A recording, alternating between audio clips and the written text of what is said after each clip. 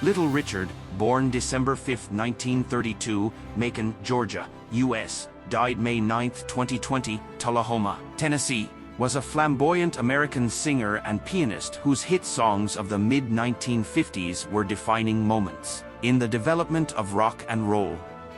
Born into a family of 12 children, Penniman learned gospel music in Pentecostal churches of the Deep South.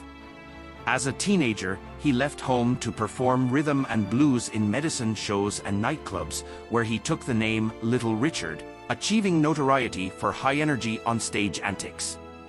His first recordings in the early 1950s, produced in the soothing jump blues style of Roy Brown, showed none of the soaring vocal reach that would mark his later singing.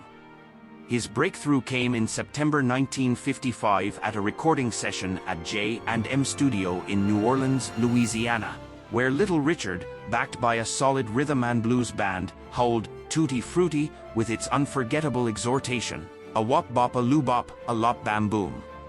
In the year and a half that followed, he released a string of songs on specialty records that sold well among both black and white audiences: "Rip It Up," "Long Tall Sally," "Ready Teddy," "Good Golly," "Miss Molly," and "Send Me Some Lovin'," among others. Blessed with a phenomenal voice able to generate croons, wails, and screams unprecedented in popular music, Little Richard scored hits that combined childishly amusing lyrics with sexually suggestive undertones. Along with Elvis Presley's records from the mid-1950s, Little Richard's sessions from the same period offer models of singing and musicianship that have inspired rock musicians ever since. As his success grew, Little Richard appeared in some of the earliest rock and roll movies: Don't Knock the Rock and The Girl Can't Help It, both 1956, and Mr. Rock and Roll, 1957.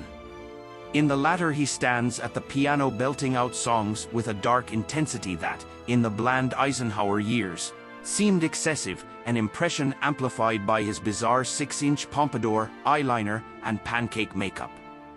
At the very peak of his fame, however, he concluded that rock and roll was the devil's work. He abandoned the music business, enrolled in Bible college, and became a traveling evangelical preacher.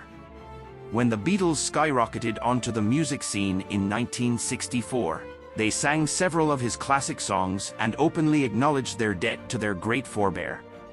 This renewed attention inspired Little Richard to return to the stage and the recording studio for another shot at stardom. Although a new song, "Bama Llama Bama Lou," 1964, invoked the fun and vitality of his heyday, record-buying youngsters were not impressed.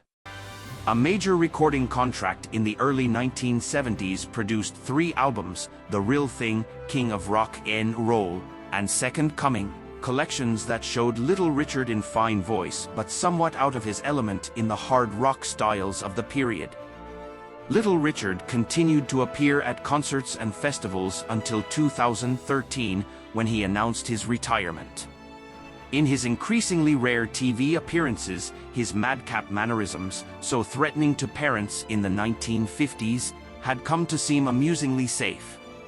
Having weathered a career marked by extraordinary changes in direction, Little Richard survived not only as the self-proclaimed architect of rock and roll, but also as a living treasure of 20th-century American culture.